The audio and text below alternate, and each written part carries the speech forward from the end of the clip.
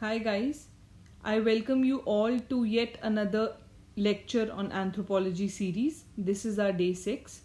So this is our continuation of the chapter 1.4. So I will request all of you to please go and watch day 4 and day 5 क्योंकि ये उसका continuation है and then get back to this chapter. So today we are going to start with the Darwin theory, the theory of natural selection. इससे पहले हमने Lamarck की theory पढ़ी थी. we had seen कि लेमार्क की थ्योरी में कुछ criticism, कुछ नहीं actually बहुत ज़्यादा criticism था and in today's time almost refute कर चुके हैं हम उसकी थ्योरी को. Nobody reads his theory as in कि अभी उनकी थ्योरी को इतना scientific नहीं माना जाता. ठीक है. So after that जिस टाइम पे लेमार्क ने अपनी थ्योरी को प्रेजेंट किया था, the same year Darwin was born. Okay. So after some time Darwin ने उनकी थ्योरी को पढ़ा and he was not like quite convinced with his theory, so he gave his own theory, the theory of natural selection. Now this theory was jointly proposed by Charles Robert Darwin and Alfred Russel Wallace. Okay, so Alfred Russel Wallace was also a naturalist. इन्होंने अपनी theory Darwin से अलग develop की थी and when they met and जब इन्होंने देखा कि both have developed a similar kind of theory, so they presented the theory in the book the origin of the species by natural selection in the year 1859. So book का नाम very important, the origin of species. Okay, इसमें इन्होंने organic evolution की बात करी, जो organic evolution के बारे में हमने थोड़ा सा ब्रीफली ऑलरेडी डे 4 में डिस्कस किया हुआ है. So please go and watch that video first. So now background क्या था इस थ्योरी का. ओके, डार्विन कैसे इंटरेस्ट हुआ उनको. एक तो उन्होंने लेमार्क की थ्योरी पढ़ी थी एंड देन और इन्फ्लुएंसेस क्या थे उनके ऊपर. एक तो पहला इन्फ्लुएंस था माल्थूजियन एसियन पॉपुलेशन. तो जो माल्थूज थे, इन्होंने एक पॉपुलेशन स्टडी करी थी एंड उसके ऊपर उन्होंने एक थ्योरी दी थी कि कैसे फॉर एग्जांपल उन्होंने एक थ्योरी दी थी कि मतलब जो फूड होता है ना, जो फूड होगा वो हमेशा अरिथमेटिक प्रोग्रेशन में ग्रो करेगा. ओके, एंड जो पॉपुलेशन होगी ना वो हमेशा ज्योमेट्रिक प्रोग्रेशन में बढ़ती है. तो माल्थूज ने एक कर्व दिया था, ये हमारे 9th चैप्टर का भी पार्ट है. तो अरिथमेटिक प्रोग्रेशन में बढ़ेगा तो ऐसे बढ़ेगा, और पॉपुलेशन जो है ज्योमेट्रिक प्रोग्रेशन में बढ़ेगी तो कुछ ऐसे बढ़ेगी. तो एक पॉइंट पे जो फूड की अवेलेबिलिटी है और पॉपुलेशन से वो ऊपर चले जाएगा. Right. So this was the theory given by Malthus. So इस थ्योरी ने भी कहीं ना कहीं डार्विन को बहुत ज़्यादा इन्फ्लुएंस किया था. Okay, this theory influenced Darwin. So this was the first thing कि उन्होंने इससे उनको कुछ ऐसे समझ आया ना. आगे अभी जब हम डार्विन की थ्योरी के पोस्टुलेट्स पढ़ेंगे तो उसमें माल्थूज के ये प्रिंसिपल का बहुत बड़ा रोल है. ओके, सो एक तरह से बेसिकली ये क्या कहना चाहते हैं इस थ्योरी के उससे, कि कहीं ना कहीं जो पॉपुलेशन है वो बहुत फास्ट ग्रो करती है.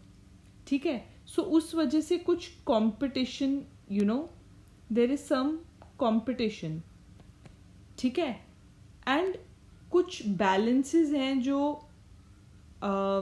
इन्वायरमेंट के थ्रू पॉपुलेशन पे लगाए जाते हैं. तो ईदर यू सस्टेन इट और आप कुछ ऐसा करो कि आप उसको काउंटर बैलेंस कर सको. फॉर एग्जाम्पल, फूड अगर ऐसे ही ग्रो होता तो माल्थूज ने ये नहीं सोचा था कि टेक्नोलॉजी कभी इतनी ग्रो हो जाएगी जैसे कि ग्रीन रेवोल्यूशन, कि हम एक्सपोनेंशियली अपना फूड भी बढ़ा पाएंगे. Okay, so what was this was something जो हमने काउंटर बैलेंस करने के लिए किया. राइट.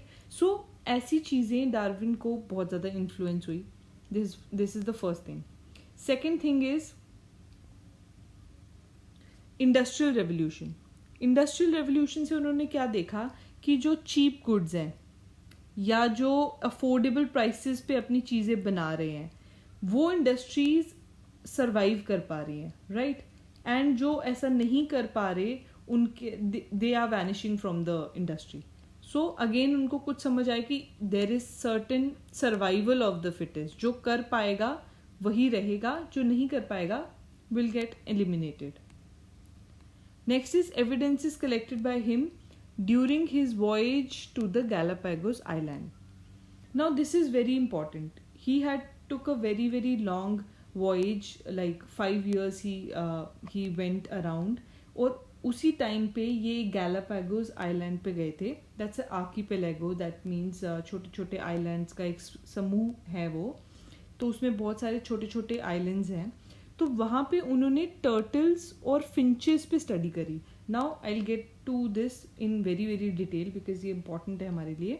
तो उस पर इन्होंने स्टडी करी और फिर इन्होंने अपनी थ्योरी में कुछ एडिशंस किए. लास्ट पॉइंट है मॉर्फोलॉजिकल एविडेंसेस. मॉर्फोलॉजी क्या होती है? स्टडी ऑफ फिजिकल एनाटमी, जैसे आप कह लो कि जैसे कि hands of man, legs of horses, wings of bat, they show same pattern in relative position. For example, if I show you the picture, जैसे कि ये human hand है, okay? ये cat का है, this is whale and this is bat, okay?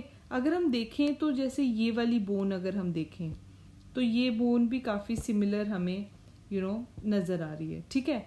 अगर हम इस पार्ट को भी देखें, ऑब्वियसली यहाँ पे ये पार्ट शॉर्टन्ड है, ठीक है, बट आप उसका प्लेसमेंट देखो या उसका शेप देखो तो ऑलमोस्ट सिमिलर है. देन दीज फिंगर्स और may be these fingers, they look somewhat similar. Okay, so this is what the morphological evidence was all about. This was the morphological evidence जिसने उनकी theory को एक next shape देने की कोशिश करी, राइट?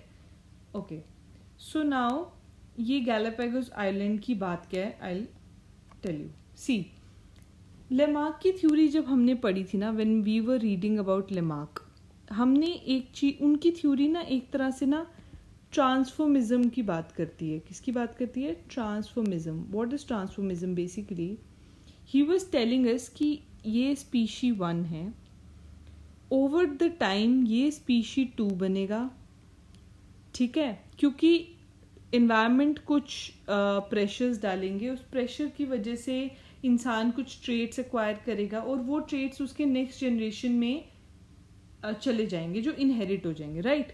सो ये कुछ ऐसा बोल रहे थे.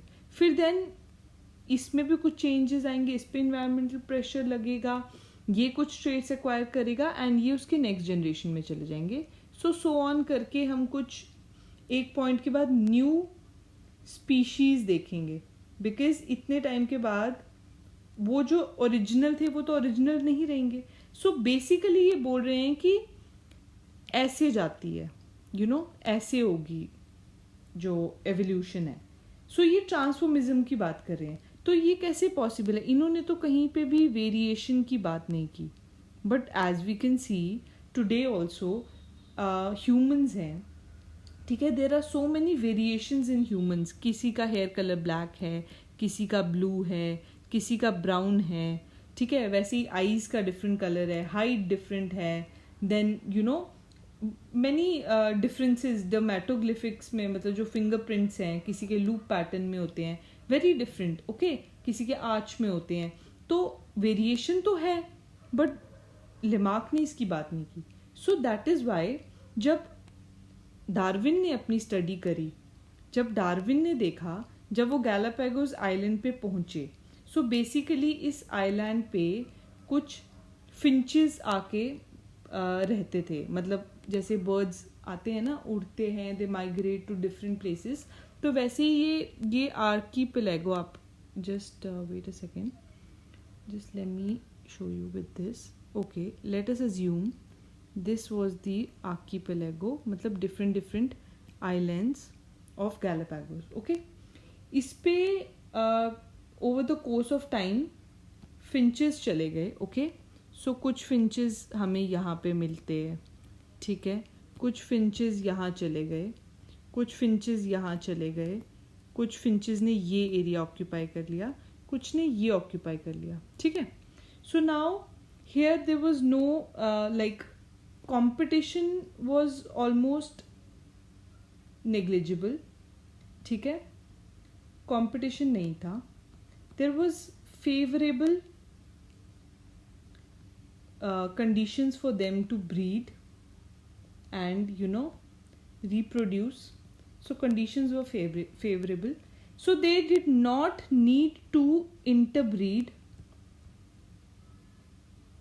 not interbreed, but they did not need to go to each other's island to breed. So because of that, जो हम कहते हैं कि there was some geographical isolation. What happened is कुछ geographical isolation देखने को मिला. Okay? ये अपने यहाँ पे happy थे, they were very very comfortable here, so they did not go here. They were also comfortable, they did not go here, they did not go here. Everybody was comfortable in their own zone, so nobody went anywhere. Okay? So इसकी वजह से एक point के बाद इनके बीच में क्या देखने को मिला? ये देखने को मिला कि yes, जो ओरिजिनल, सॉरी जस्ट 1 सेकेंड, मान लो ये ओरिजिनल स्पीशी थे, राइट, ये ओरिजिनल स्पीशीज थे जो यहाँ गए, यहाँ गए, यहाँ गए, यहाँ गए, ठीक है. But over the period of time इनमें कुछ चेंजेस आ गए, तो ये कुछ ऐसे बन गए, ठीक है, ये कुछ ऐसे बन गए, ठीक है, ये कुछ ऐसे बन गए, ठीक है. So what was this? This was adaptation. This was adaptation to new environment. जो न्यू एनवायरनमेंट में अब वो रह रहे थे उसके लिए इन्होंने अडेप्ट कर लिया था. Maybe the food at this place was slightly different than this. Maybe the condition in this was slightly different than this. So इस वजह से हमने क्या देखा कि यहाँ पे अडेप्टेशन हुई टू न्यू एनवायरनमेंट्स, जिसको हम बोलते हैं रेडिएशन. ओके, इसको हम रेडिएशन बोल सकते हैं. सो हम इन्होंने अडेप्ट किया न्यू एनवायरनमेंट्स में, right. So this was the thing. Now let's go to the theory.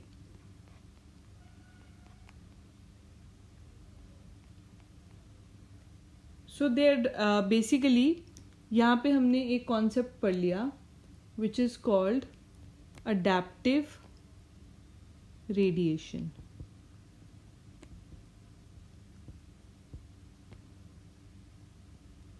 which is that they adapted to different environments. Okay, this is adaptive radiation. Now this we have done, this we have done. Now let's go straight to the theory. Now इन्होंने कुछ बोला कि there are certain truths. First truth is reproductive capacity. This is too dark. Let's go for a light one. Yeah. Yes. Reproductive. No, it's very dark. Let's use this only. Reproductive capacity of animals is very high. That means, the innate urge to reproduce. Innate urge to reproduce in the living beings is very high. This is the first thing he said. The second thing is population of species remain more or less same for every generation. ये again थोड़ा माल्थूस के principal से influence था, क्योंकि वो बोलते थे ना, माल्थूस यही बोलते थे कि basically population has to stabilise. अगर नहीं होगा तो there will be some positive checks, negative checks, जो कुछ भी हो सकता है, फेमाइन हो सकते हैं, वॉर हो सकती है, स्कैर्सिटी ऑफ फूड हो सकती है, जिसकी वजह से population has to stabilise. So you understand now, Darwin की थ्योरी में वो सब चीज़ें रिफ्लेक्ट हो रही हैं, राइट. सो ये भी मानते थे कि पॉपुलेशन ऑफ स्पीशी को स्टेबलाइज रहना है. And the last thing which he believed was कि वेरिएशन यूनिवर्सल है. Variation means there will be some change. ठीक है. Now he did not understand कि वेरिएशन का रीजन क्या है, वेरिएशन कैसे होती है. he did not know this, but he assumed कि वेरिएशन होगी और वेरिएशन होनी ही है, so that was the 3 truths उन्होंने बोले. so इनकी थ्योरी एग्जैक्टली थी क्या. नाउ पहली बात तो ओवर प्रोडक्शन, ये हम समझ सकते हैं. अगर रिप्रोडक्टिव कैपेसिटी हाई रहेगी एंड इन फेवरेबल कंडीशंस तो ओवर प्रोडक्शन होगी, राइट. सो बट कंडीशंस तो फेवरेबल नहीं रहती. So he said there will be struggle for existence.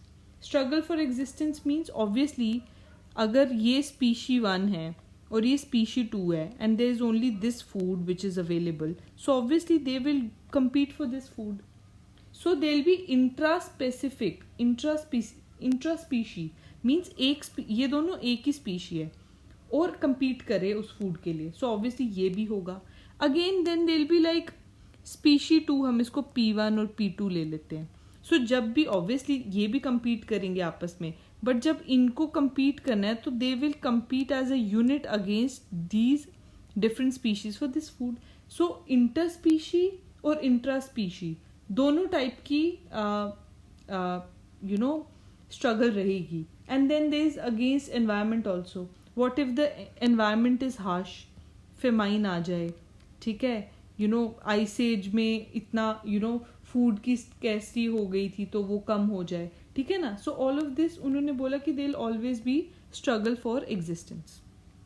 Okay, so now the next thing is, so now he again said कि variation तो है, universal है, variation has to happen, but he did not know the reason for it. And जो भी वेरिएशन होगी ना, that will ultimately get passed on to the next generation. वो नेक्स्ट जनरेशन को पास ऑन होगा, ठीक है.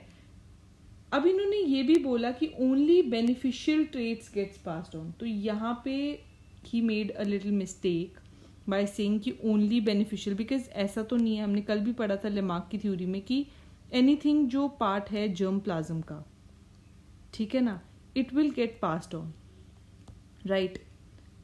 वो बेनिफिशियल है नहीं है, it will get passed on, ठीक है. Then he said there is survival of the fittest. Now how, basically survival of the fittest क्या होता है कि environment is the struggle for existence, interspecies, intraspecies, against environment, they are going to put harsh conditions on the species, but the ones who are able to better adapt in these harsh conditions and better reproduce, fitness से इधर उनका मतलब reproductive fitness से भी है, okay. not only do they survive but reproduce as well, reproduce and whose offsprings are also able to survive, that is fitness here, okay. so जो reproduce कर पा रहे हैं and जिनके बच्चे भी survive कर रहे हैं, so that is what he meant by survival of the fittest. and this term as a whole was popularized by Herbert Spencer. he just said कि they have to एक natural selection होगी, but ये जो term है survival of the fittest, ये Herbert Spencer ने quote की थी. Then origin of the species. Now let's take an example for this to understand the whole thing. Okay, so here we see there are giraffes, okay. now what Lamarck had said, Lamarck ने बोला था कि there are only short giraffes, ये short giraffe है, ठीक है, and due to scarcity of food, ठीक है, they died. and not died, the ones who were not able to adapt or elongate their neck to feed on the trees. They died, right? This was the theory which was given by Lamarck. But Darwin इससे कुछ different बोलते थे. Darwin had said कि already there was variation, okay? So the short necked giraffe were also there, the long necked giraffes were also there. So there was variation already. Variation पहले से था. Long neck giraffe भी थे, short नेक giraffe भी थे. क्योंकि अब scarcity of food हो गया and it was not favourable for the short neck giraffe, तो ये एलिमिनेट हो गए. Okay, they got eliminated and long neck giraffe survived. उन्होंने रिप्रोड्यूस किया, दे वर बेटर अडेप्टेड. सो इसकी वजह से ओनली लॉन्ग नेक वाले जिराफ्स ने सर्वाइव किया. So this is how natural selection happened. What is natural selection? क्योंकि environment ऐसा था कि उन्होंने long neck giraffes को favor किया और short neck को नहीं किया. ठीक है? So this was the natural, the thing which he believed. Okay? Natural selection. Right. This is the Galapagos finches. You can see इनके beaks कितने different हैं from each other. Like इनका थोड़ा अलग है, इनका थोड़ा अलग है, इनका. These are called together as Darwin's finches. Okay, because ये दो they were on the same place but different archipelago पे होने के कारण availability of food was different. So इनके बीक्स भी डिफरेंट हो गए to adapt to eat that kind of food. इनके बीक्स में डिफरेंस आ गया. Okay, so this was the whole thing. I repeat the postulates once more. Over production होती है बिकॉज इनेट कैपेसिटी है of the species to over produce. Then there is struggle for existence. Then this struggle for existence और जो variation रहती है which is there already in the environment, उसकी वजह से कुछ natural selection होती है, right? And the ones who are more the people who are the species who are good at adapting in those environments, they will stay. They will pass on their beneficial traits to their next generations, that is heredity. And over a time इससे origin of new species होता है. This is the whole theory of Darwin. Okay, but of course there was a lot of criticism in his theory because first thing, इन्होंने बात तो करी variation की, but ये variation origin कहाँ से हुई, उसका कॉज क्या था, ही कुड नॉट एक्सप्लेन. उन्होंने माना कि वेरिएशन इज यूनिवर्सल. क्यों होती है, ही did not no. This was actually the part of genetics जो मेंडल, कहीं ना कहीं जब मेंडल ने स्टडीज करी तो हमें थोड़ा थोड़ा समझ आए कि ओके, हेरिडिटी में एक्चुअली चीज़ें पास ऑन होती कैसे नेक्स्ट जनरेशन में, जो इनको नहीं पता था. सो ही जस्ट एज्यूम्ड, और वो obviously it was not accepted. Then couldn't explain the use of vestigial organs. For example, इन्होंने जब बोला कि only beneficial traits gets passed on, जैसे हमने पीछे बात करी ना, तो फिर जैसे आज हमारे टाइम पे वर्मीफॉर्म अपेंडिक्स हमने बोला ह्यूमंस में अभी भी प्रेजेंट है, वो एंसेस्टर्स में यूजफुल था तभी दैट वाज देयर. आज हम में उसकी ज़रूरत नहीं है, but it is still present, right? So why is it present? Again ये उनकी थ्योरी के खिलाफ किया, क्योंकि ये तो बोल रहे थे कि only beneficial traits will be transmitted to next generation. Then could not explain the arrival of the fittest. Again ये जेनेटिक वाला बात होगी. इन्होंने बोला कि जो फिट है वो सरवाइव करेगा, बट वो फिट कहाँ से आएगा उसकी बात इन्होंने तो की नहीं. सो अगेन ये जेनेटिक्स की बात थी जो he did not know. Then he did not differentiate between specialised and over specialised organs. Okay, specialised and over specialised organs क्या होते हैं? जैसे इन्होंने भी माना कि मतलब जो बेनिफिशियल ट्रेट्स हैं वो स्पेशलाइज होते रहेंगे and they will be passed on to the next generation. But हमने देखा एंटलर्स ऑफ आयरिश डियर या tusks of Jefferson moth, tusk basically ऐसे करके कुछ ऐसे हाथी के दांत होते ना वैसे, ठीक है. एंटलर्स उनके विंग्स टाइप हो गए, ठीक है. सो बेसिकली जो ये एंटलर्स थे डियर के, या फिर जो टस्क थे इस मैमथ के, मैमथ कुछ डायनासोर टाइप है, मतलब पूरा मीजोजोइक एरा के कुछ डायनासोर टाइप लगा लो आप, ठीक है. वैसे तो ये इतने बड़े हो गए कि they were outweighing the whole skeleton of that Irish deer और द जेफरसन मॉथ, जिसकी वजह से वो एक्सटिंक्ट ही हो गए, बिकॉज ऑब्वियसली वो फेवरेबल तो नहीं था. तो ऐसे नेगेटिव वेरिएशंस को डार्विन ने खुद स्पॉट्स बोला, ठीक है. उसने बोला स्पॉट्स, और इनका उसने बोला कोई रोल नहीं है एवोल्यूशन में. सो अगेन आप यू कैन नॉट एक्सक्लूड कि ओके अच्छा कुछ नेगेटिव है तो it doesn't play any part in evolution, ऐसा नहीं होता. Of course positive negative everything has a role to play. Then he did not differentiate between somatic and germ line variations, ये हमने बात करी है कि इन्होंने भी कुछ, ही कुड ऑल्सो नॉट, दो ही गेव सम थ्योरी जिसमें इन्होंने कहीं ना कहीं ऐसे बोलने की कोशिश की कि जो भी एक्वायर्ड कैरेक्टर्स होते हैं या जो भी वो ब्लड स्ट्रीम के थ्रू नेक्स्ट जनरेशन में जाते हैं. कुछ पैन जेनेसिस थ्योरी इन्होंने देने की कोशिश करी थी, बट ऑब्वियसली वो थ्योरी बहुत साइंटिफिक नहीं थी and it was not able to explain the whole thing. Then the last was, he gave individual differences more importance over the mutations, but we know how mutations actually play a role in evolution, right? Mutation क्या होती है? It is sudden change in the gene frequency, ठीक है. Due to some environmental pressure or any genetic pressure, there are sudden changes in the gene frequency.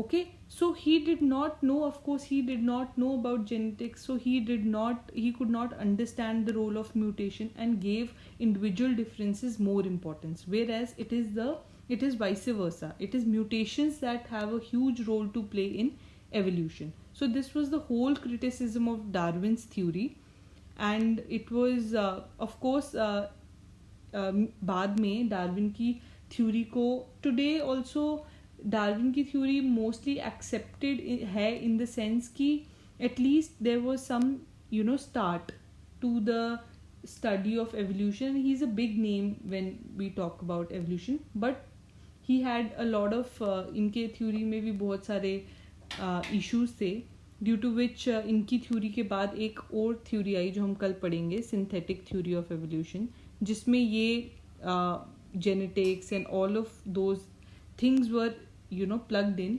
और आज के time पे जो सबसे एक्सेप्टेड थ्योरी है that is synthetic theory of evolution. Okay, so इसके बाद हमारा एक और टॉपिक बचा है, gradualism versus punctuated equilibrium. I think I will cover it tomorrow because the lecture has already got quite long. So please like, share and subscribe, and any doubts you can please post in the comment section below. Thank you.